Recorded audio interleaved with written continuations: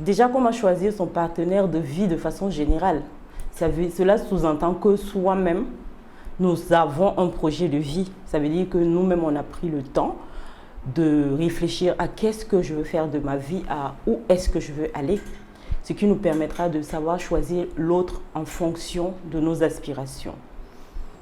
Ça veut dire concrètement que je dois avoir une bonne connaissance de moi-même. Je dois avoir tracé un projet de vie, personnel et professionnel. Et en ce moment, je saurai choisir de manière plus adéquate l'autre, de façon à ce que lui, il puisse contribuer, regarder dans la même direction que moi. Parce qu'on aura réussi à faire ensemble un projet de vie commun.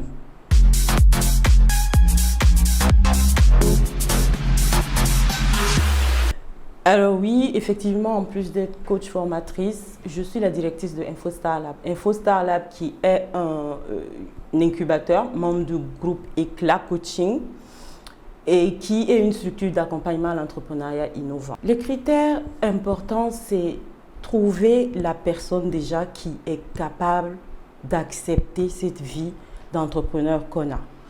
Parce que la vie d'un entrepreneur est assez particulière. C'est quelqu'un qui va avoir beaucoup de défis, beaucoup de challenges. Donc, il faut que la personne soit capable de comprendre et d'accepter le choix que j'ai fait. Particulièrement quand il s'agit d'une femme où la charge mentale va être plus grande parce qu'une femme va avoir encore plus de défis.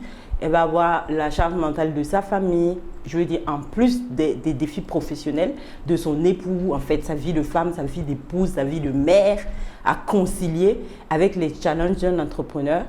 Donc il faut vraiment être capable de choisir la personne qui va accepter, qui comprend et qui va pouvoir accepter et nous accompagner sur ce chemin-là. C'est par comparaison qu'on va procéder. Donc là, ça veut dire que c'est une grande discussion qu'on va avoir. Et on va voir si nos chemins sont parallèles ou opposés. On va voir si on est capable chacun de faire des concessions pour aller vers l'autre, pour aller vers la réalisation de l'autre, si l'autre est assez important pour nous, pour qu'on on dévie, pour aller l'accompagner. La communication est primordiale, comme dans toute relation de couple, la communication est primordiale. Sinon, comment je me fais comprendre sinon en communiquant avec mon conjoint, avec ma conjointe?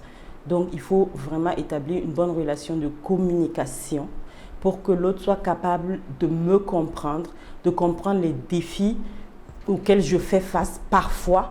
Parce que l'entrepreneur, c'est vrai, doit savoir faire la différence entre son entreprise et soi-même pour éviter de rapporter certains tracas, certaines appréhensions, certaines anxiétés qu'il vit dans son entreprise, dans son foyer.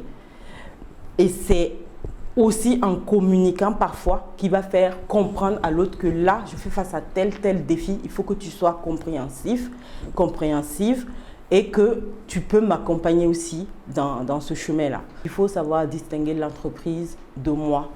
Il faut savoir réserver un espace au couple. C'est-à-dire dans mon agenda, il faut que exprès, je dégage du temps pour me consacrer à mon couple. Il faut que je puisse, dans ces espaces-là, éviter de rapporter les tracas, les soucis que je peux avoir, les défis. Donc, quand je suis là, c'est que je consacre vraiment un temps de qualité à l'autre. Donc, savoir faire la part des choses.